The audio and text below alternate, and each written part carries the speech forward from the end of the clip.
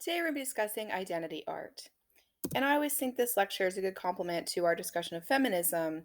And this is another movement that I believe really starts to culminate in the 60s and 70s, especially, in the era of the civil rights movement. People are really starting to think about what does it mean to be of a certain racial category or ethnic category, and what does that mean about the kind of art they can make. The way that I sort of parcel out this lecture is I try to think about certain types of identity and show you the construction of meaning within those groups. So I start out, for instance, with African and African American identity, and then I move along through a couple other different categories. So just some sort of guidance, I guess, about the construction of the lecture. So we're starting here and then moving on to a couple different groups to finish off. And I always start out by showing you this piece by Betty Saar called The Liberation of Aunt Jemima, because I think a lot of African American imagery really is couched inside of the slavery experience, right? It's about sort of the rejection of that experience, but also trying to understand that experience so people can be educated about it and understand, the idea of how slavery starts and how it begins, and the treating of people as animals or property. And again, when I think of the African American experience, I really think about the need for looking at this type of imagery and talking about it. So I always start us off here. And the reason also I start us off here is because I think SAR is a good indication of a first wave, we might say, identity artist, because she was working in the 60s and 70s during the civil rights movement. And so to me, she's sort of a beacon that other artists look at from, they can look back and see her work and say, this was very inspirational to them. So when we look at later artists like, Kara Walker or Fred Wilson, right, we can think about how they're very much inspired by this kind of thinking by Betty Starr. And the way she makes her artwork is very unique. She does shadow boxing. So it may be a little hard to tell from this image, but these are very three-dimensional works. It uses a box to create sort of a three-dimensional space. And then what she does is place things inside the box to get a good sense of that three dimensionality. Another person who's very famous for shadow boxing is Joseph Cornell. So if you're interested in seeing more of this technique, Joseph Cornell is very well known for shadow boxing. He's probably the premier shadow boxer out there. Very weird, kind of wacky stuff that he does. So these are shadow boxes. So in the back, you have kind of a wallpapering effect of the Aunt Jemima logo. Then you have a sculptural piece, right, with the Aunt Jemima figure. And then you have kind of a painted element in her belly with the picture, and then kind of this cotton on the bottom, creating a textural element. So the shadow box to me is a really interesting way to create art. What is Sar doing with Aunt Jemima? In my opinion, she's taking a well known advertising icon or image and is saying, have you really ever thought about this imagery and what it stems from the antebellum slave experience? Have you thought about this? And she's also saying, think about how the imaging of African Americans has changed over the years. Because if you actually look at Aunt Jemima and study her in advertising, she actually has gotten lighter skinned over the years. She starts out very dark skinned and sort of plumper, and over the years she gets thinner and lighter skinned. And many anthropologists talk about, is this some way of suggesting, in the early days, sort of more alignment with traditional slave images, and then, oh, this might be more difficult, so let's lighten her up and kind of make her look more acceptable. Because I've spoken before about how the use of darker skin color is often meant to suggest subservience. That's something ethnographers have studied quite a bit, especially in cultures that use skin color as a ranking system, tribal cultures, especially, that do this. So she's changed over the years, but there she is, kind of in your grocery aisle, staring back at you. Have you really thought about her? And then what she does with the imagery, I think, is create different layers of how to look at the antebellum life of a slave, right? The mammy is kind of what she's using here, the person who sort of was in charge of taking care of the children of the plantation home and such. This is not typically a field worker. This was somebody who was, taking care of the children. So you'll notice in the painted image, kind of this squalling, white baby she's holding. And kind of using the different layering of the images to make you see Some that look very stereotypical or caricature like, and then some that look more real. The statue like figure is very much blackface inspired. So she's kind of using these layers of images to make you think about, the different imaging that has existed. She's also sort of figuring out how she wants to liberate her Aunt Jemima. You'll notice the use of weaponry, right, where she has two different guns, right, that she's able to pull on you. The black power fist, can be a leaning towards a Malcolm X statement. And if you know anything about Malcolm X, he was for violence, right, as a way to liberate his people. And Martin Luther King Jr., of course, is often considered the counterpoint to Malcolm X. He was more for peace within the process. So, Sarah might be saying that, in order to be free, you have to sometimes take your shots, right, to get free of something. But again, I think she's sort of the classic old school example that you can look to. And then again, I think these artists are very informed by things that Betty Saar might have created. This is Kara Walker. And I remember seeing her works and thinking what an interesting methodology she had. She started out doing just sort of very traditional drawings. You see her standing in front of some of her drawings that have been installed in a museum exhibit. And then she sort of transitioned into the silhouette, as she called it.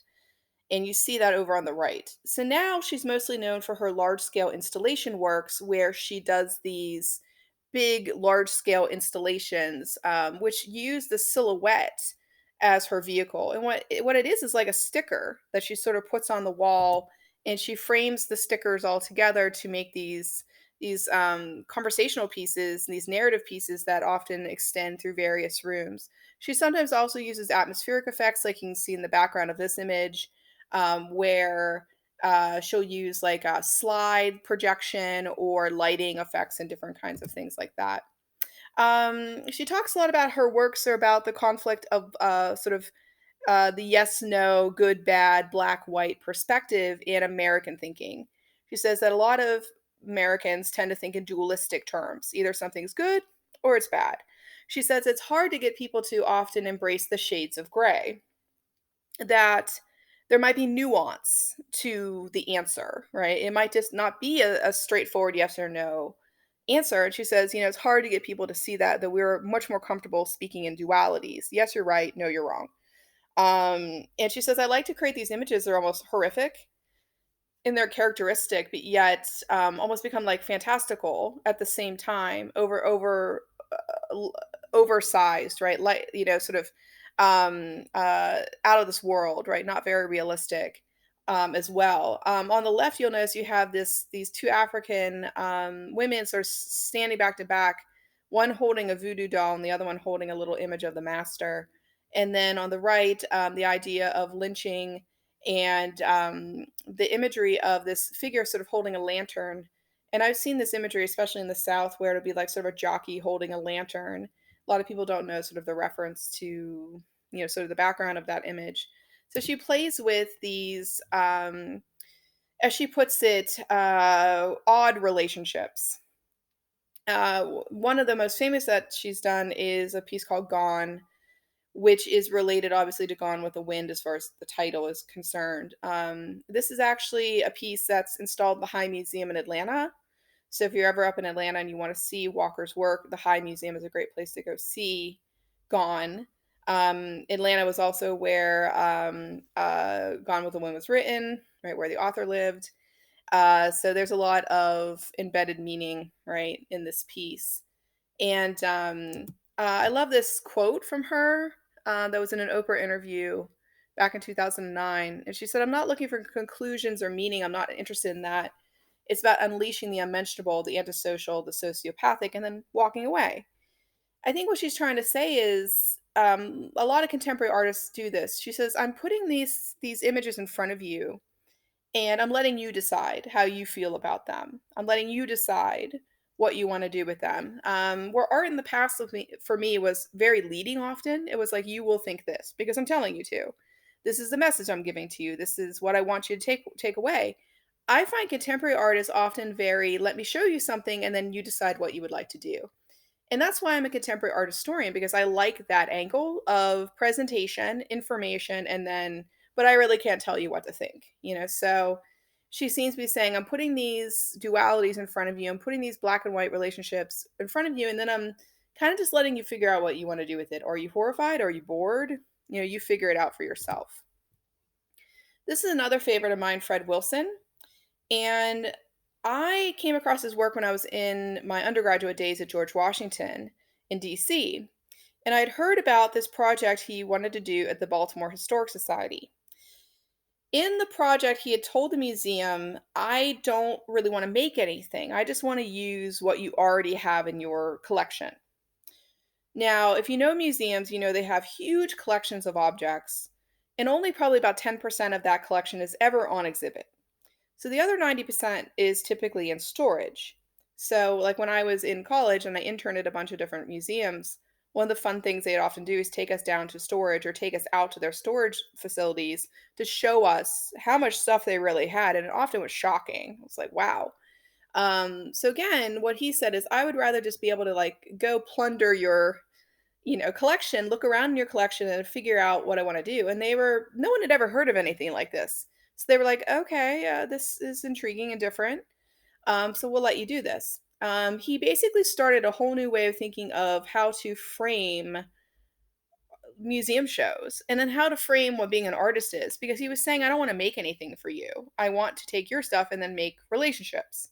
So what I've always thought was interesting about Fred Wilson is he's about making relationships more so than making objects. And he talks about how in a lot of his interviews he talks about that making things doesn't satisfy him. He doesn't get anything out of that. Well, if you think about it, this is traditionally how artists are usually defined: is you make things, you're an artist. And he was like, no, it doesn't really give me a lot of pleasure, so I'd rather make these relationships. And I was like, this is interesting stuff. So at the Historic Society, you're seeing two of the scenarios that he created. What he did was take objects and make them have a relationship. On the left, you'll notice metalwork. And I love how he uses this very clinical museum label, you know, seems very straightforward, just like when you go to a museum and you see a little label and it tells you what you're looking at. But if you look at the objects, you're like, there's this beautiful silver tea set and then slave shackles. So he's saying that, the people that served them their tea in their homes were slaves. And then the other one was called woodwork. And you have the chairs surrounding a post that slaves would have been attached to for auction, like they're watching. So a lot of what he did in his works is say, let me make some relationships, and then you figure out if you're outraged or bored or whatever you want to do. These are some objects that partially he created and partially, again, was about selection. On the right selection, an old family photograph of a slave family, and then these blackface figurines. So it's like reality, stereotype, reality, stereotype. And then on the left, he actually has done a lot with glass making, especially Murano glass making, because Murano glass making from Venice, Venetian glass making was known to have a lot of Moorish influence or Middle Eastern and then African influence on it. So he makes the figure of blackface figures. And then in the center, there's this Molotov cocktail, kind of this idea of the volatility of, um, you know, people being placed in an enslaved situation, might we say. And again, I love these quotes from contemporary artists where he says, objects, speaks to me, they speak to me. The museums are afraid of what they will bring to the surface and how people will feel about issues. He says, we really need to clean out these sores, clean them out so people can heal. And he says, our normal reaction is to try not to talk about these things because we think they'll be too painful. He says, really, that's really a bad approach because we really need to be more honest about the festering of these wounds, right? That we need to move on. So he says, I use objects to try to get these conversations started. This is Renee Cox, and she plays a lot with stereotype in African American imagery. She's posing here as Sarah Bartman, for instance, who was a African woman who had been brought to Europe kind of as almost a showpiece. And so she kind of plays with this idea of taking on European stereotypes of African Americans or even classic European models of art and then sort of reframing them right into something else. I call it like reinvention of Western typing. She's sort of reimagining, right, what old European art could be if it's reframed as something African. My favorite stuff that she does is her Rafe project, right, where she takes on this guise of a superhero and basically, her outfit is sort of like African flag inspired colors. And she's sort of the superhero that is helping to liberate. You'll notice here old ad images, right? Kind of updating them and welcoming people to America and saying this is the land of everybody. It's not the land of white people. It's white Europeans. It's the land for all, right? That's what the Statue of Liberty stands for. So she sort of uses this superhero idea to sort of welcome people to the shores, right? And finally, I want to show you Yinka Shonabar, who is a good person to look at for African art and African identity, because he actually was Nigerian, born in Nigeria, is Nigerian, he's still living. And but he'd gone to British boarding school, which is very typical for a lot of Nigerian families to send their children to Britain to boarding school because they had been a British colony. And he said, it was often difficult growing up. He said, because, when I would be home in Nigeria, he would be teased by the African kids about being too British, right? His accent and such. And then he said, but then when I was in Britain, people would be like, you're the African kid. So he said at first it was troubling. He said, but then later he realized that he had something a lot of people didn't. He said, I'm poised between two cultures and I'm going to enjoy every minute of it. Right. So a lot of what he does in his work is about how to connect those two cultures. And this leads me to tell you about a term that's very important when you talk about the idea of movement and movement from place to place, and then how it affects your identity. We call it diasporic or diaspora thinking. It comes from a Greek term, to sow seeds. During colonial times, of course, we often talk about diasporic movement as something brought on by slavery. It's forced. But today I argue that it's very chosen. And that often when you talk to somebody, they might be born in a particular place, but then they school somewhere else and then they go somewhere else to live the rest of their life. So they're often a melding or a mixture of multiple places, ethnicities, and backgrounds. You see more and more a blending of like, people as far as who marries who, right? And then what their offspring are. Mixed race is going to become the prominent race, they say, by like 2040. So this idea that the melding and the mixing and the moving is just something about who we are as contemporary people. So these are some of Shonabar's works. He starts off thinking about like European modes. So again, somewhat like Rene Cox's, he's looking at what already exists, and then how do you reinvent that? So he takes the swing, one of my favorite Rococo paintings, and re-examines it right through the lens of sculpture and installation, we might say. I love what he does here. He reframes her dress kind of through not just uh, we might say consumerism, because you'll notice sort of the Chanel kind of label on the side, but also through Africanized fabrics. And then he takes off her head, I think not as an act of violence, but to say we don't know who this woman is or where she's from or what her background is. And then he proceeds to do this with a lot of different famous art modes, art pieces. The Last Supper here, for instance. And he tries to collide, I think, the sort of European models of things with African fabrics and African sort of look, which leads to, again, this idea of he's poised between two cultures and loving every minute of it. He does a lot with colonialism. He does a whole piece, a whole project where he's sort of the British dandy. The philosopher's parlor on the right. He took this sort of British sitting room and made it very Africanized looking, very colorful. So, Shonabar, he's sort of thinking about like how do you bring the European and the African together? How do you make them have a relationship with each other? Very similar to his own life. And this is the last piece I always show you by Shonabar, which was part of what they call the Fourth Plinth Project. In Trafalgar Square, artists are asked to come and participate in this project where there's an empty plinth, and then they create a work for it.